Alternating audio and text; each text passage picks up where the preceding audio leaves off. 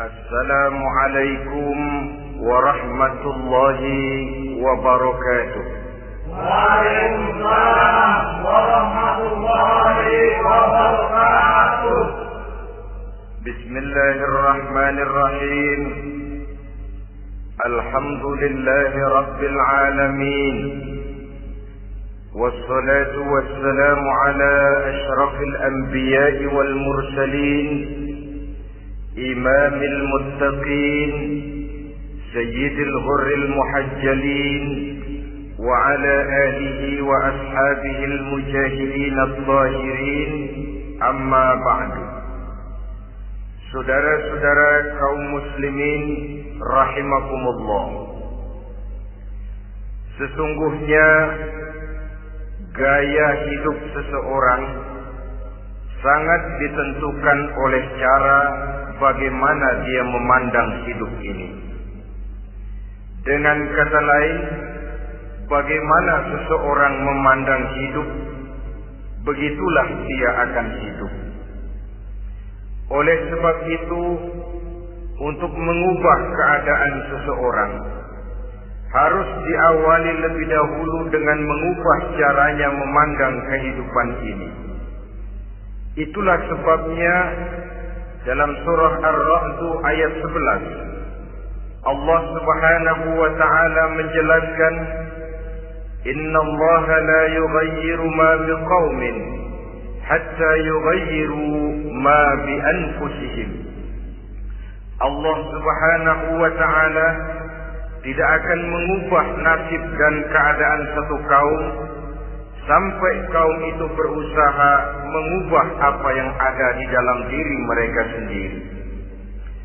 Yang ada di dalam diri itu tentu tidak lain adalah rule of thinking, bahasa kerennya, state of mind, kata orang Kulon, cara berpikir, cara memandang kehidupan yang akan sangat mewarnai cara orang menjalani kehidupan itu sendiri. Oleh karena itu, pada pertemuan kali ini kita akan membicarakan tentang dasar dan tujuan hidup dari seorang muslim di dalam kehidupan ini. Yang pertama, tentang dasar dan landasan hidup. Seorang muslim tak dapat lain mendasarkan kehidupannya dengan Islam. Di dalam mendasari kehidupan dengan Islam ini, Allah Subhanahu wa taala menuntut, Ya ayyuhalladzina amanu dkhulu fis-silmi kafah. Hai orang-orang yang beriman, masuklah kamu ke dalam Islam itu secara total, secara utuh, secara seluruhnya. Jangan separuh-separuh, jangan sepotong-sepotong. Mendasari hidup dengan Islam artinya menjadikan Islam sebagai way of life, sebagai rule of thinking, sebagai state of mind di dalam kita memecahkan problema-problema kehidupan, sehingga tidak satu persoalan hidup yang bagaimanapun kecilnya sekalipun yang tidak tersentuh oleh nilai-nilai ajaran agama Islam ini. Kemudian di dalam mendasarkan hidupnya dengan Islam, ia mempunyai satu keyakinan. Pertama, Islam sebagai dasar hidupnya adalah agama yang sesuai dengan fitrah daripada manusia.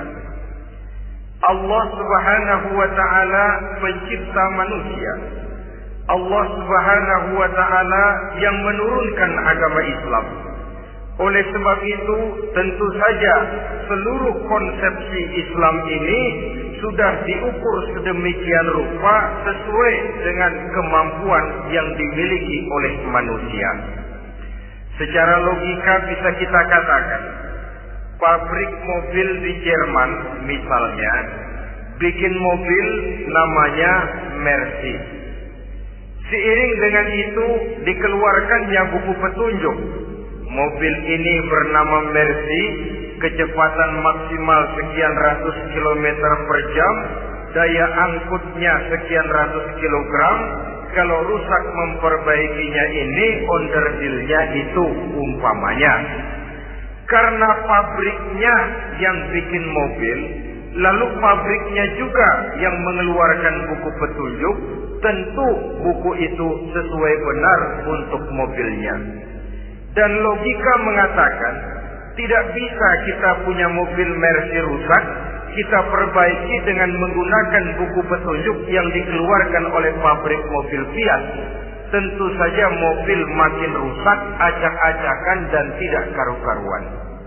Ini artinya, jikalau manusia ingin baik, jikalau manusia ingin mencapai sesuatu yang bernama bahagia, dia harus mengikuti petunjuk yang dikeluarkan oleh yang menciptakan manusia.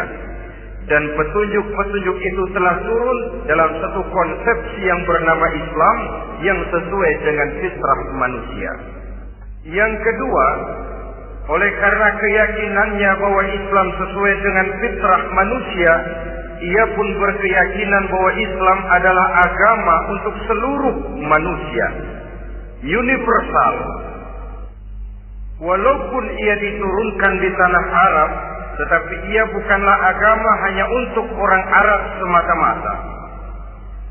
Keyakinan ini perlu ditegakkan kembali, oleh karena akhir-akhir ini muncul pendapat-pendapat yang menganggap seolah-olah agama itu barang impor.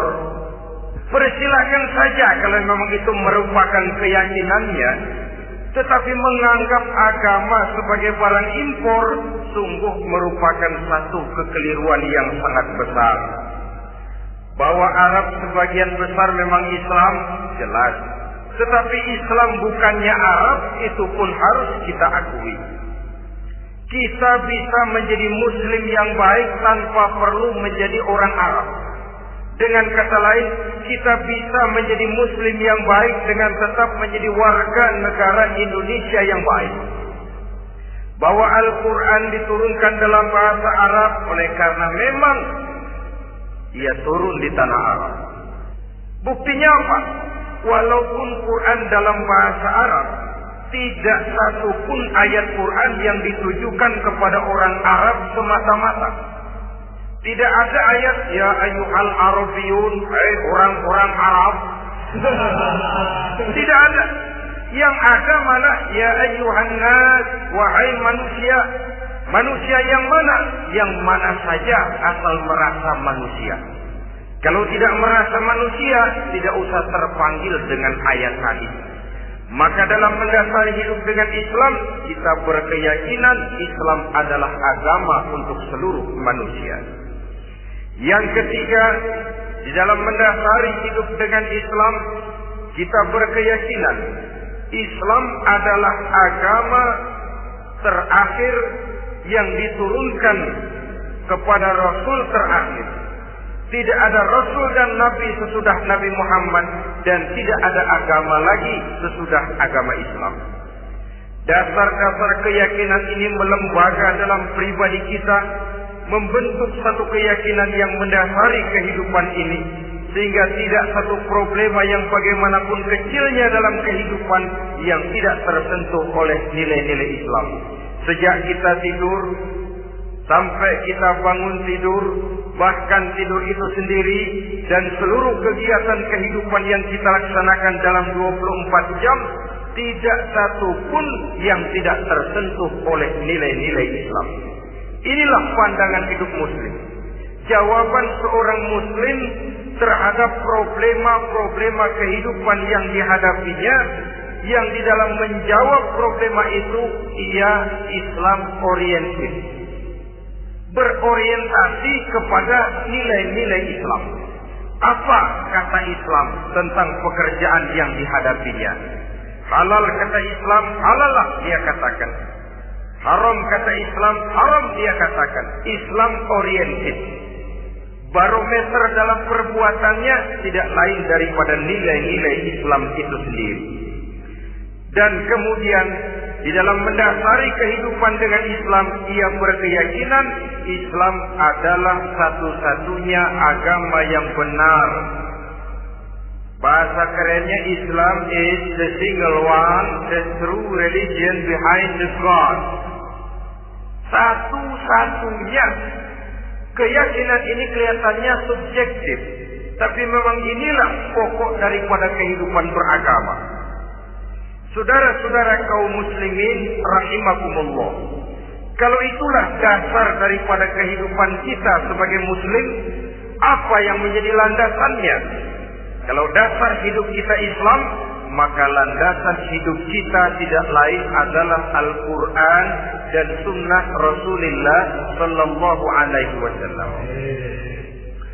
Dunia penuh dengan orang-orang besar, dan setiap orang-orang besar itu mempunyai ajaran-ajaran yang pernah jaya, pernah dikumandangkan, didengung-dengungkan, naik ke panggung sejarah untuk kemudian tenggelam. Satu ajaran hanya akan langgeng, satu ajaran hanya akan tahan lama apabila dia turun dari sumber yang serba maha. Kalau dia turun dari manusia, maka sifatnya hanya musim. Yang namanya musim, saudara-saudara, namanya musim tidak bisa dilarang. Tapi kalau sudah selesai, habis sendirian. Itu musim namanya. Musim rambutan. Kalau datang musim rambutan, apa bisa dilarang? Gak boleh musim rambutan. Ya tidak bisa, dia akan tumbuh terus. Tapi manakala musimnya habis.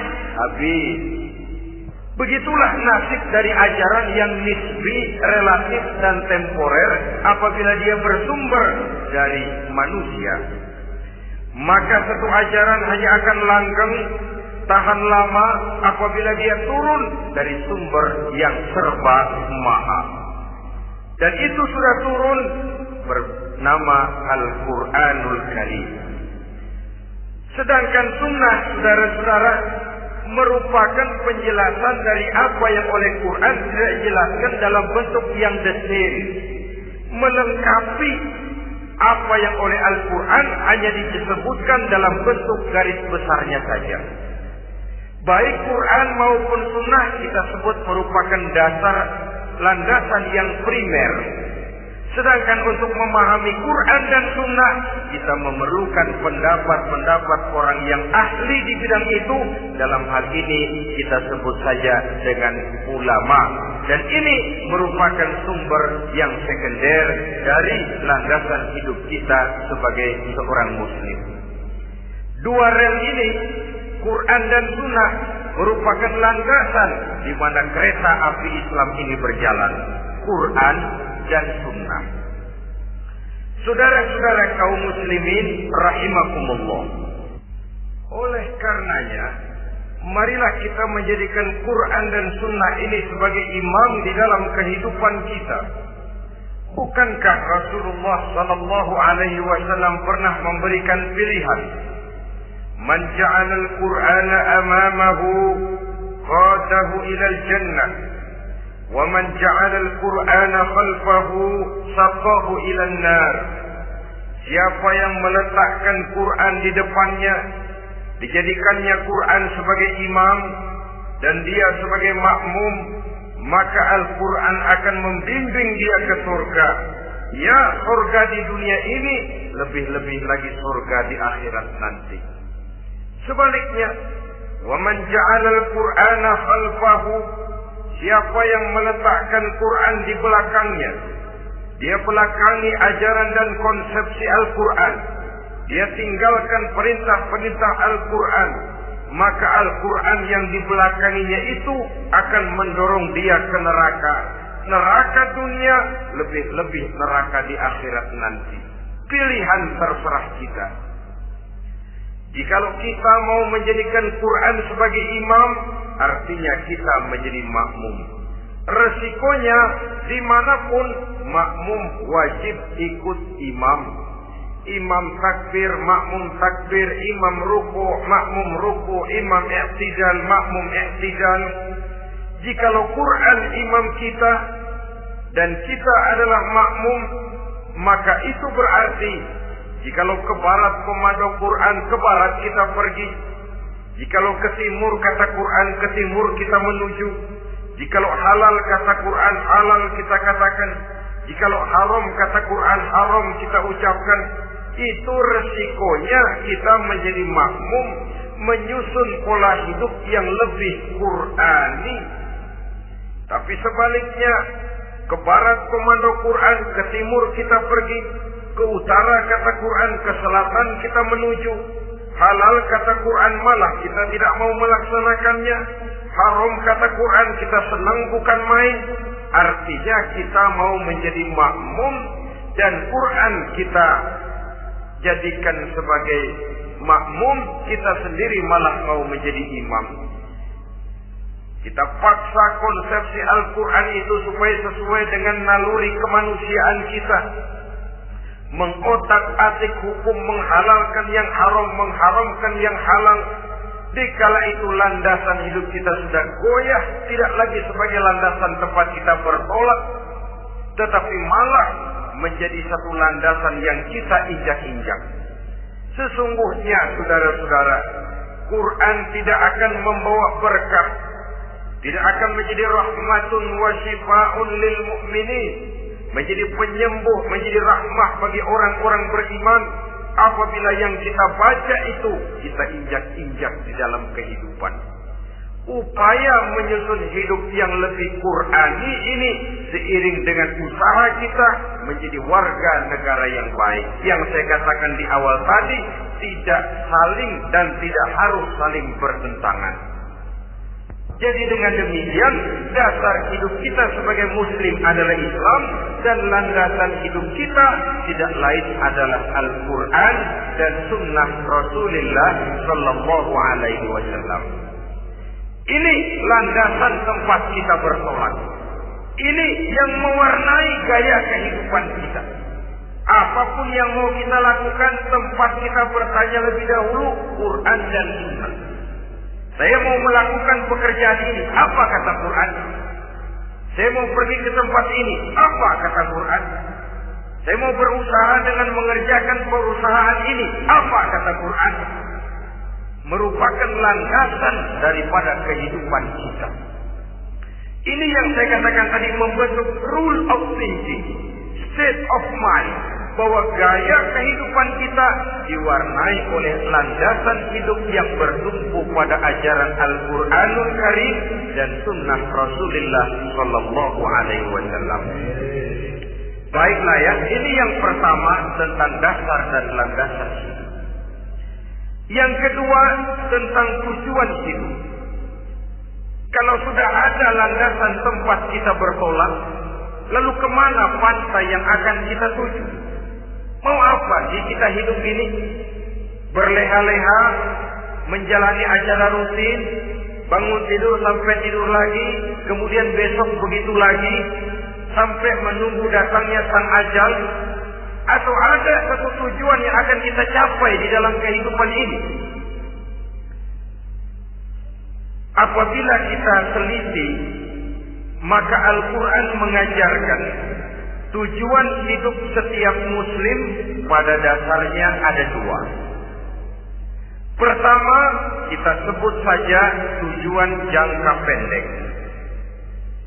Tujuan jangka pendek itu sasarannya dunia sekarang ini.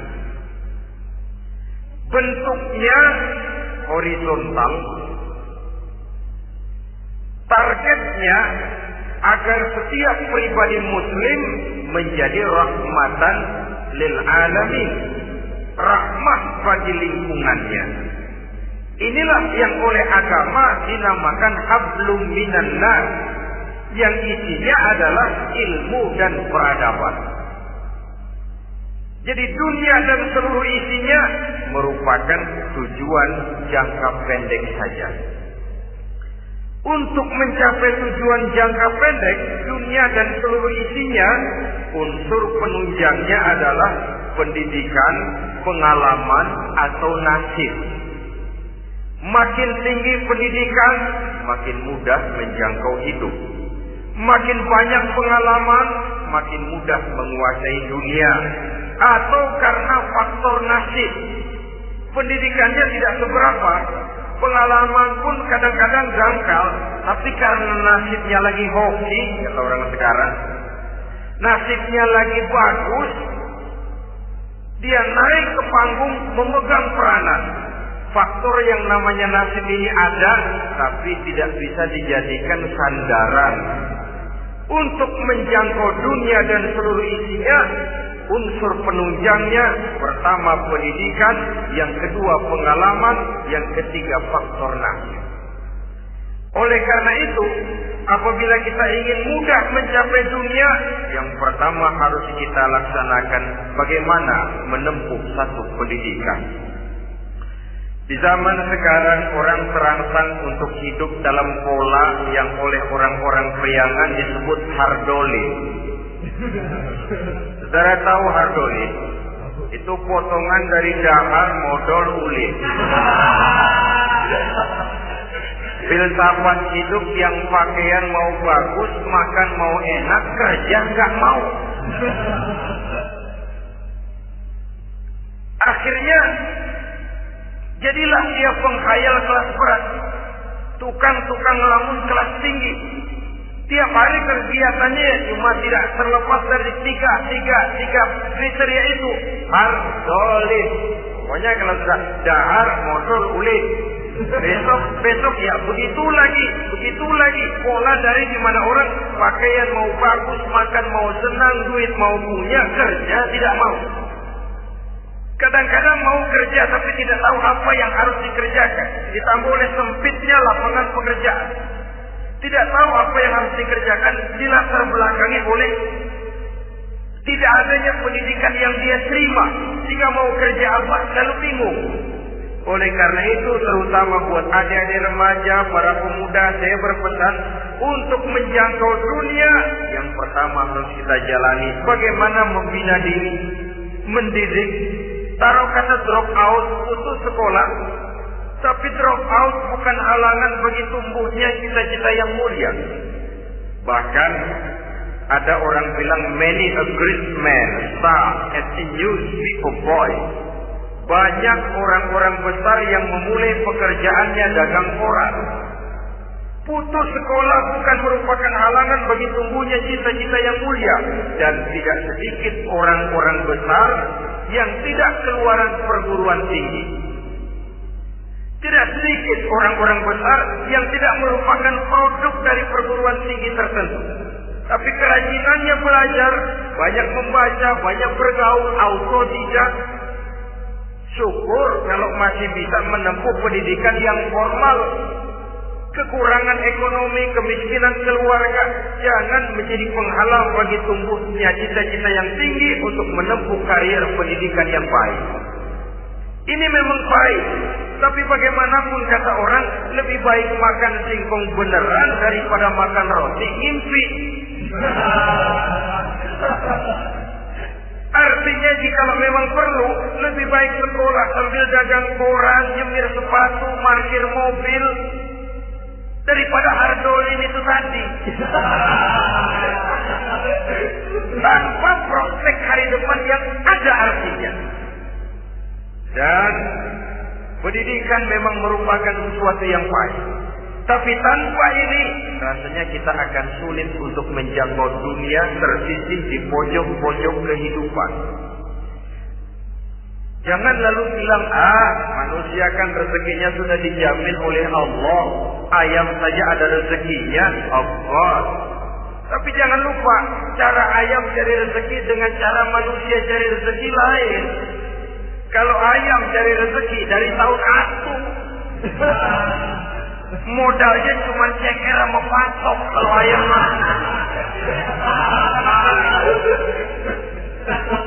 asal bisa nyeker, bisa matok, ayam dapat rezeki. Pokoknya kersok kan. Tapi manusia cari rezeki, dia harus cari lapangan kerja. Lapangan kerja sulit.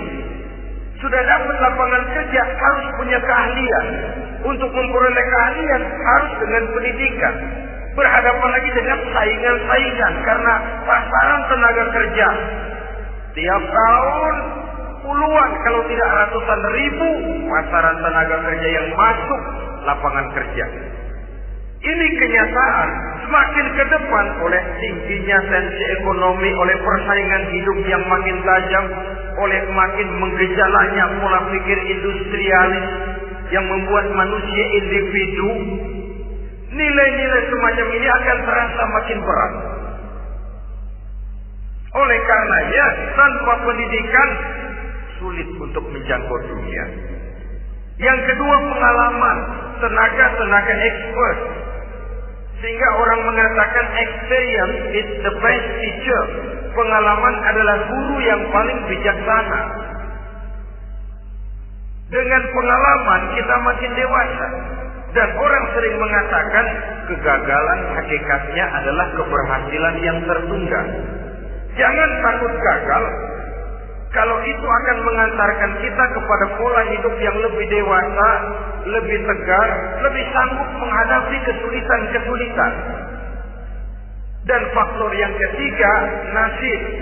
Kadang-kadang orang pendidikannya tidak ada, kadang-kadang pengalamannya tidak seberapa, tapi karena nasib, engkongnya misalnya jadi komandan hansip, dia naik jadi anggota hansip.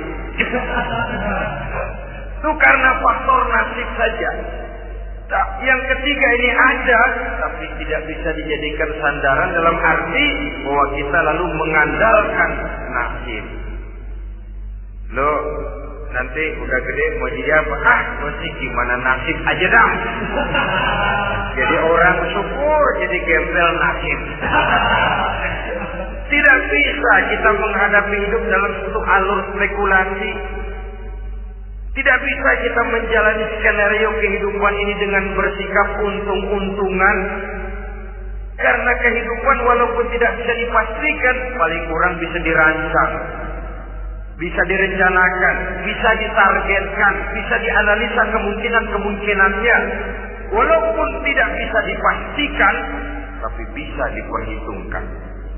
Sebagai manusia yang terikat oleh kausaliti, oleh hukum sebab akibat, sewajarnya kita memperhitungkan kemungkinan-kemungkinan itu.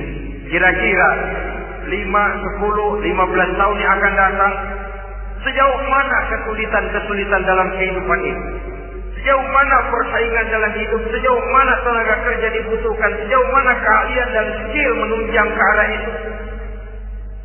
Kalau tidak, kita akan tersisih di sudut-sudut kehidupan untuk lebih banyak jadi penonton daripada menjadi pemain.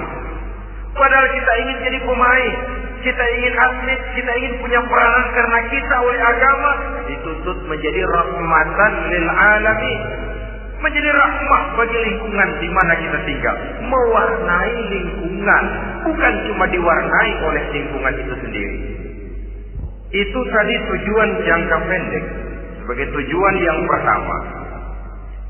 Yang kedua, tujuan jangka panjang. Tujuan jangka panjang ini sasarannya adalah akhirat. Bentuknya vertikal, targetnya adalah mardotillah atau ridho daripada Allah.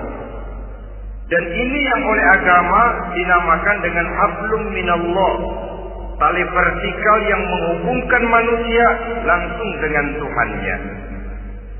Untuk mencapai tujuan jangka panjang akhirat ini, unsur penunjangnya adalah prestasi ibadah.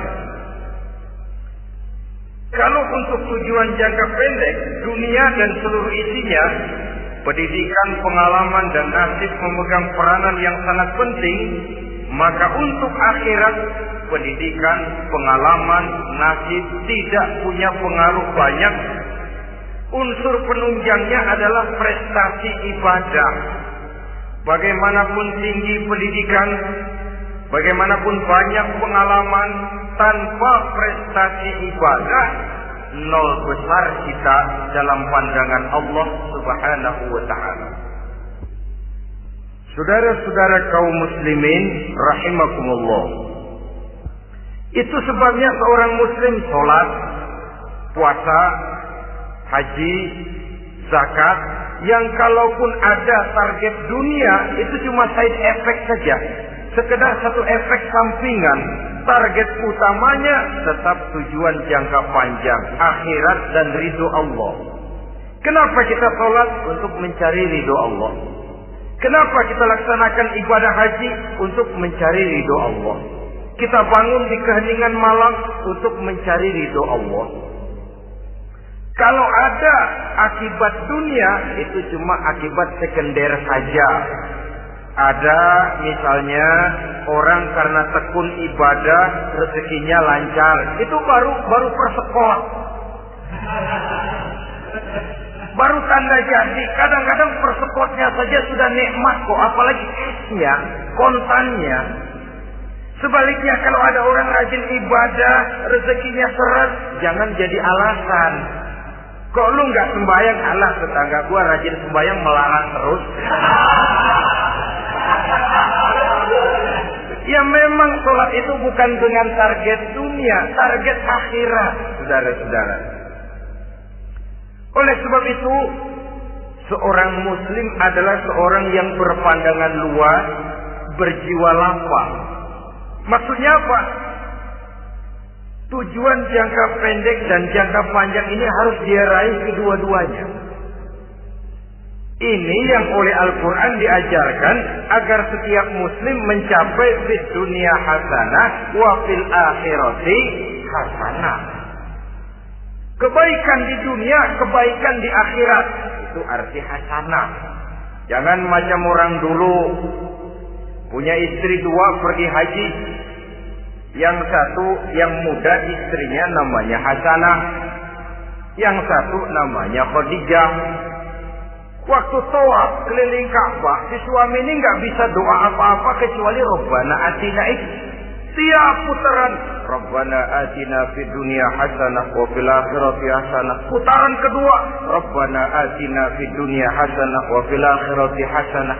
Ini istri tuanya yang namanya Khadijah dengerin aja. Akhirnya di satu saat dia colek suaminya, "Bang, mentang-mentang Hasanah bini muda disebutin melulu. Saya dong disebutin dalam doa." "Iya dah, ntar putaran selanjutnya." Suaminya blow on juga. Putaran kedua dia baca Rabbana atina fid dunya hasanah wa fil akhirati Khadijah. Saudara-saudara, itu makna refleksi daripada doa tadi itu, doa sapu jagat. Kita ingin fid dunya hasanah wa fil akhirati hasanah.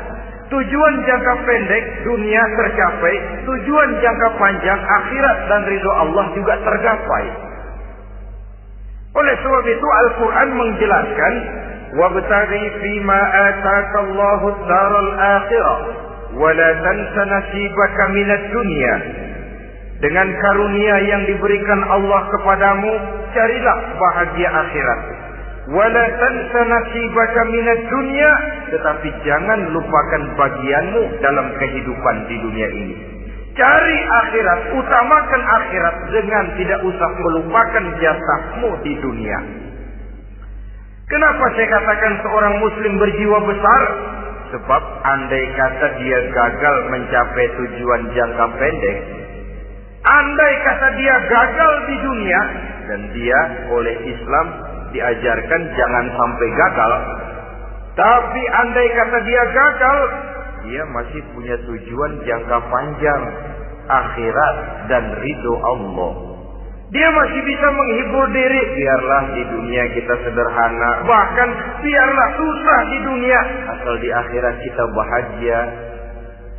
Orang yang tidak punya pandangan hidup semacam ini, surgalah dunia ini. Segalanya telah tertumpu di sini. Bila umurnya selesai, ajalnya datang, selesai sudah surganya sampai di situ, dan dia tidak punya pengharapan lain di belakang itu. Maka seluruhnya bertumpu pada kehidupan di dunia, padahal dunia seperti air laut, makin diminum makin haus, makin kering tenggorokan. Dunia yang diperturutkan menyeret manusia ke dalam lingkaran setan, terjebak dalam sifat yang namanya tamak bin rakus alias serakah.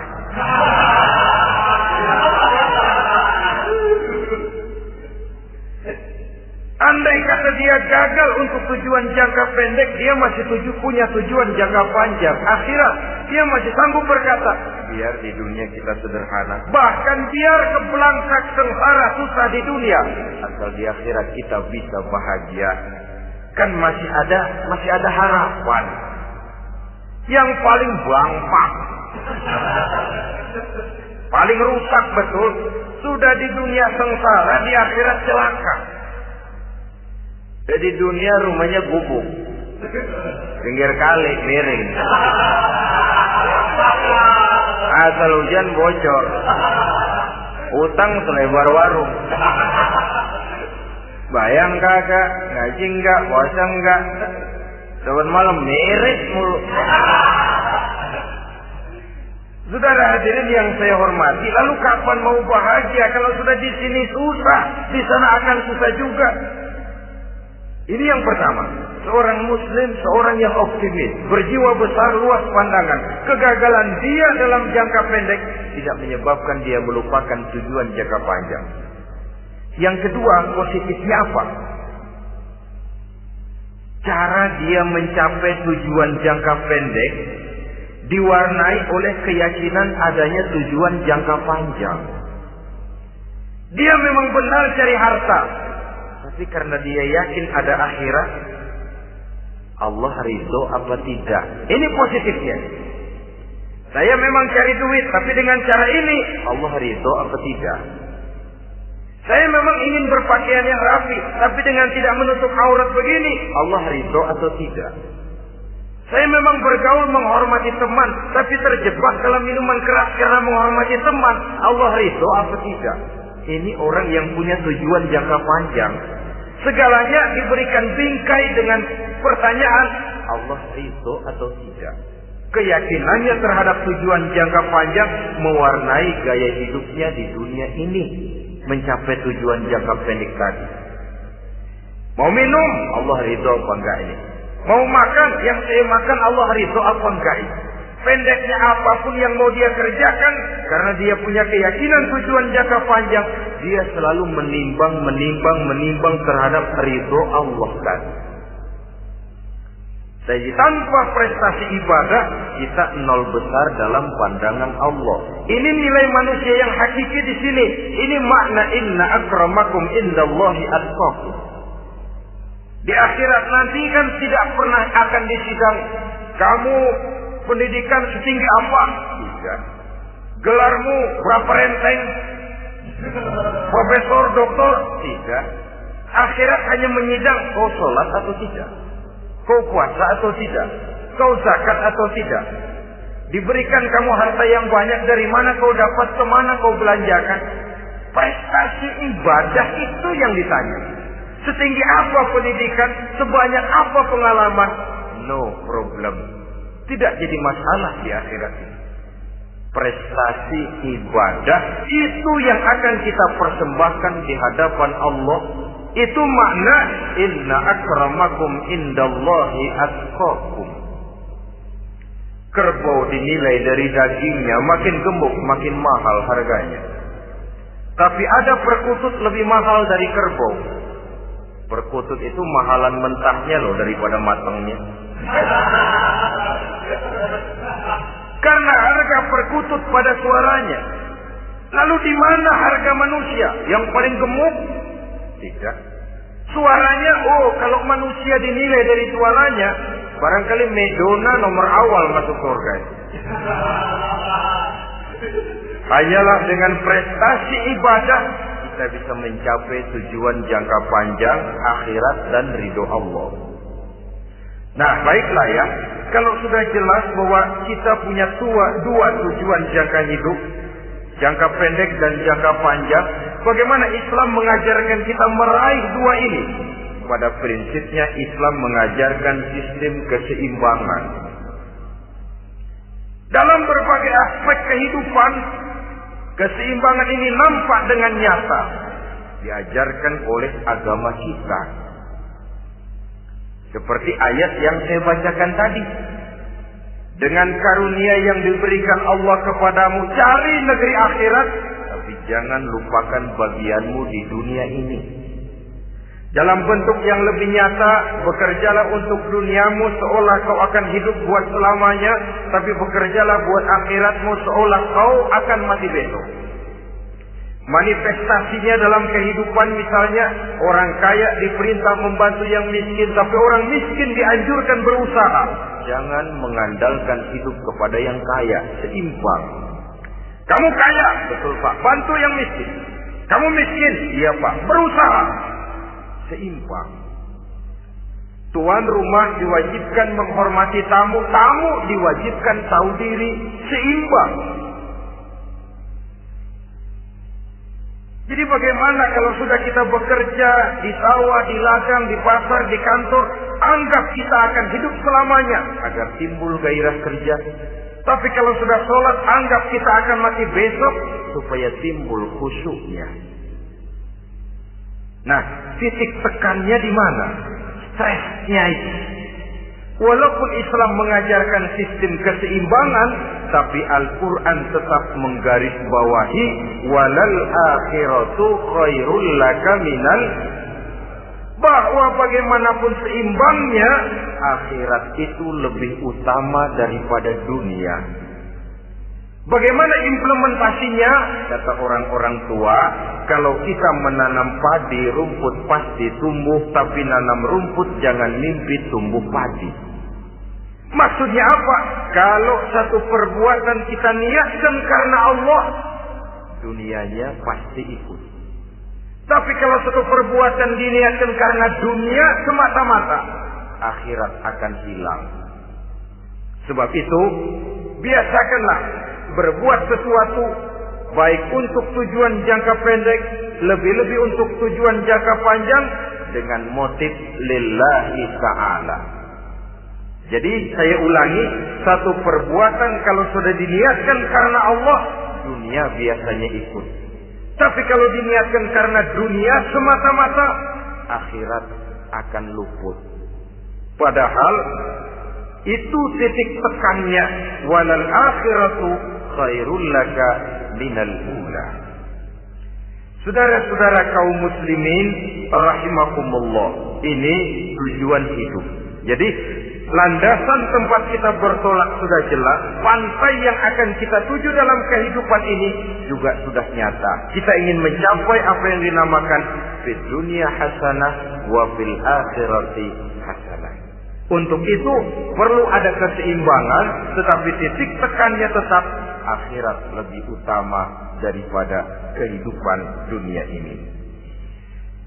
Sekarang kalau sudah ada dasar hidup, sudah ada tujuan yang akan kita capai, tentu harus ada alat untuk mencapainya. Semuanya perlu sarana. Bahkan pada hakikatnya dalam kaidah usul fikih para ulama mengajarkan lil wasail hukmul maqasid. Sarana dan tujuan hukumnya sama. Ini mestinya mendidik umat Islam jadi pinter. Jangan cuma berpikir melaksanakan satu pekerjaan, tapi juga berpikir menciptakan sarana untuk terwujudnya pekerjaan itu. Misalnya umat Islam wajib pergi haji kalau mampu, kan begitu toh?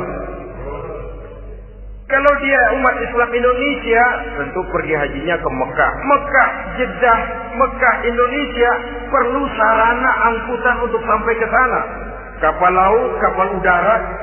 Artinya umat Islam harus maju di bidang teknologi, bisa menciptakan pesawat, bisa menciptakan kapal laut, sarana yang akan menyampaikan dia untuk bisa melaksanakan ibadah haji.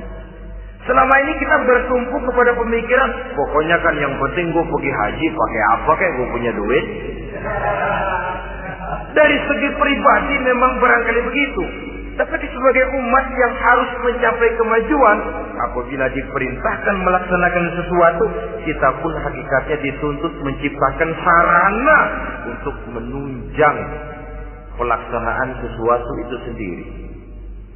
Agama mengajarkan an-nazafatu minal iman, kebersihan sebagian daripada iman. Siapa yang menciptakan mesin cuci? sabun keras, deterjen, rinso dan lain sebagainya. Siapa yang menciptakan air condition, pembersih ruangan?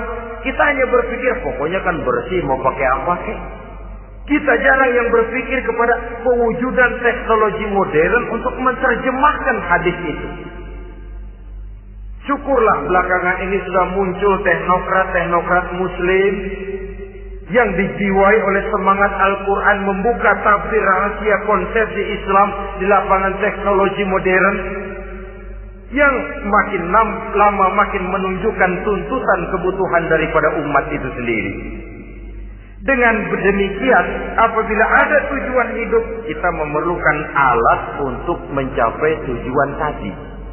Supaya tujuan fid dunya hasanah wa fil akhirati hasanah tercapai, apa alat yang harus kita pakai? Kita lihat surah At-Taubah ayat 111 memberikan jawaban. Innallaha ashtara minal mu'minina anfusahum wa amwalahum bi anna lahumul jannah. Sesungguhnya Allah telah membeli dari orang-orang beriman diri mereka, harta mereka, bahwa sesungguhnya bagi mereka adalah surga. Coba kita simak ayat ini sejenak, akan nampak dengan jelas bahwa ayat ini hakikatnya merupakan satu transaksi yang nyata benar antara kita dengan Allah. Transaksi jual beli sudah terjadi, dan itu langsung dengan Allah, tertuang dalam pernyataan Quran. Pembeli Allah, penjual kita orang-orang beriman, dagangannya adalah anfus dan amwal, harganya adalah surga. Itu sudah tanda tangan pernyataan kita siap jual beli ya Allah. Apalagi baiat kita apa? Inna solati wa nusuki wa mahyaya wa mamati lillahi rabbil alamin. Solatku, ibadahku, hidup dan matiku cuma untuk Allah Tuhan seluruh sekalian alam. Minimalnya 5 kali sehari semalam baiat ini kita ulang dan kita ulang. Kenapa lalu kita tidak konsekuen? Dalam konteksnya dengan persoalan, maka alat hidup kita itu ada 2. Pertama, anfus. Ini bentuk mufrad dari jamaknya, bentuk jamak dari mufrad nafsun. Biasa diterjemahkan dengan diri. Yang dimaksud dengan diri adalah kepribadian. Yang dimaksud dengan kepribadian ialah kekayaan yang kita miliki dalam kepribadian kita. Artinya bisa tenaga, pikiran, konsep, gagasan, wewenang, ide, pangkat, jabatan, kemampuan, keahlian, skill, itu semuanya masuk ke dalam anfus, diri. Sedangkan amwal bentuk jamak dari mufrad malun, biasa diterjemahkan dengan harta. Pengertian di sini ialah seluruh bentuk-bentuk materi yang berada di bawah kekuasaan kita. Bisa rumah, bisa uang, bisa tanah, bisa kebun, bisa pabrik, bisa peternakan, itu semuanya amwal. Nah, baik anfus maupun amwal, diri, tenaga ke, pikiran ke, harta ke, pangkat ke, jabatan ke, wewenang ke, keahlian ke, untuk tujuan jangka pendek harus jadi rahmah bagi lingkungan. Untuk tujuan jangka panjang harus menunjang jalan menuju ridho Allah. Jadi kalau pangkat kita menjauhkan kita dari ridho Allah, itu bukan nikmat tuh, azab. Punya pangkat bukan melakukan kebaikan, malah melakukan kejahatan, setidak-tidaknya berdiri di belakang kejahatan. Melindungi perbuatan-perbuatan munkar. Dalam kelas kakap melindungi korupsi, dalam kelas 3 jadi backing tukang oprok. Umpamanya itu sudah menyalahi Alat tidak digunakan untuk mencapai tujuan. Itu untuk tujuan jangka pendek. Lalu amwal, harta, uang, tanah, rumah, kebun, untuk tujuan jangka pendek harus menjadi rahmah bagi lingkungan. Sedang untuk tujuan jangka panjang, baik diri maupun harta harus menunjang jalan menuju ridho Allah, harus meningkatkan prestasi ibadah kita kepada Allah Subhanahu wa ta'ala. Malah yang namanya amwal ini tanggung jawabnya lebih berat loh, saudara. Kalau saudara diberikan ilmu, sidang akhirat cuma satu. Ilmu kau amalkan untuk apa? Saudara diberikan umur panjang, pengadilan akhirat cuma bertanya satu, umurmu kau habiskan di mana? Tapi saudara diberikan harta, pertanyaan akhirat dua, hartamu kau dapat dari mana? Kau belanjakan kemana? Dari mananya dan kemananya ditanya, depan belakang. Kadang-kadang kan ada orang hartanya didapat dari jalan yang halal, dibelanjakan di jalan haram. Kerja peras keringat banting tulang setengah mati, begitu dapat duit beli buntutan, muter-muter kertas cari kode. Didapat dari jalan halal, dibelanjakan di jalan haram. Atau didapat dari cara yang haram, dibelanjakan di jalan yang baik. Menang judi, nyumbang pesantren. Nabi mengajarkan innallaha thayyibun la yaqbalu illa thayyib. Allah itu baik dan hanya menerima yang baik-baik saja. Tidak bisa mencuci kain dengan air najis. Kain akan tetap kotor. Saudara-saudara kaum muslimin rahimakumullah. Oleh karenanya masalahnya terpulang kepada kita, pandai-pandailah membagi orientasi. Suatu saat tenggelam kita dalam kesibukan dunia dan seluruh isinya untuk mencapai tujuan jangka pendek. Lain saat tenggelam kita memfanakan diri untuk mencapai tujuan jangka panjang, akhirat dan ridho Allah. Karena kehidupan ini bukan berjalan tanpa batas. Umur ini bukan satu karunia tanpa pertanggungan jawab. Satu saat setuju atau tidak, rela atau terpaksa, kita akan sampai kepada garis finish daripada perjalanan kehidupan dunia ini. Yang memang merupakan satu perjalanan panjang, a walking tour. Kata orang Kulon, a walking tour, satu jalan yang demikian jauhnya. Entah kita akan sampai ke garis finish.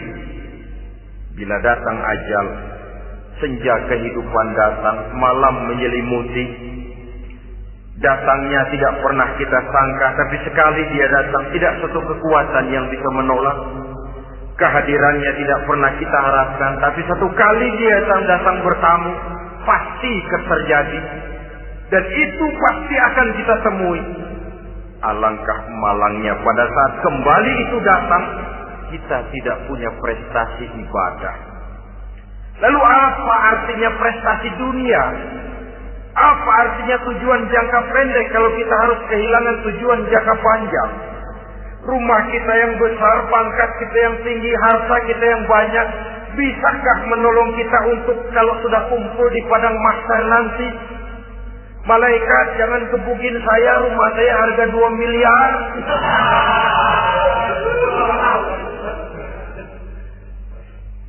Sudahlah malaikat, damai saja, itu Rolls Royce saya. Pakai saja malaikat, pakai. Kata malaikat, gue budak, gue gak butuh gituan. Hanya prestasi ibadah yang bisa menyelamatkan kita pada kondisi semacam itu. Jadi oleh karena itu saudara-saudara, biar di dunia ini rumah kita besar, mobil bagus, uang banyak, pabrik ada, usaha lancar, asal di akhirat masuk surga aja. Gak apa-apa. Daripada di dunia sengsara, di akhirat neraka, senangnya kapan? Sudah di sini sengsara, di sana kebelangsak. Itu yang orang-orang tua bilang lacur kuda namanya. Pelan dipecut, kenceng digetak, setengah mati, serba salah. Udah kalau bisa ngomong, gue setengah mati, serba salah. Pelan dipecut, kekencengan ditarik, itu yang namanya lacur kuda begitu. Serba salah posisinya. Untuk itu, pandai-pandailah membagi orientasi. Supaya tercapai tujuan ideal ini, di dunia hasanah, wa fil akhirati hasanah. Ini tentang tujuan hidup. Nah, untuk mencapai tujuan ini, kita tidak berjalan sendiri. Kita perlu teman hidup. Di samping teman hidup, ada pula lawan hidup. Siapa teman hidup kita untuk mencapai tujuan hidup ini? Dalam arti sempit, teman hidup kita suami istri yang taat kepada Allah. Suami istri lebih dari sekedar satu pasangan, juga saling melengkapi, merupakan bagian daripada kehidupan. Suami adalah teman istri, istri adalah teman suami untuk mencapai tujuan hidup tadi. Mencapai di dunia hasanah wa fil akhirati hasanah. Seiring, seirama, selaras, serasi, seimbang, kata orang sekarang. Teman dalam arti sempit. Adapun teman dalam arti luas, setiap orang yang pandangan hidupnya sama dengan kita. Setiap orang yang akidahnya sama dengan kita. Terlepas dari suku bangsa apapun, warna kulit apapun, bahasa apapun. Jikalau keyakinannya sama, pandangan hidupnya sama, dia adalah saudara kita dalam artian yang luas. Islam tidak kenal teritorial. Maka tidak ada itu Islam Jepang. Ya walaupun secara formalnya ada, tapi informal Muslim adalah Muslim, diikat dengan akidah. Itu teman hidup. Lalu lawan hidup siapa? Pertama iblis. Dalam segala bentuk dan implementasinya. Yang kedua, setiap orang yang pandangan hidupnya tidak sama dengan kita. Secara ideologis, itulah lawan hidup kita. Maka yang teman jadikan teman, yang lawan jadikan lawan. Jangan teman dijadikan lawan, lawan dijadikan teman. Itu namanya kopiah dipasang di kaki, Pak Bakyak naik ke jidat. Wajar kalau kepala lalu jadi benjol. Salah milih teman, salah cari lawan. Salah milih teman, salah cari lawan. Akibatnya kita yang akan susah di kemudian hari nanti.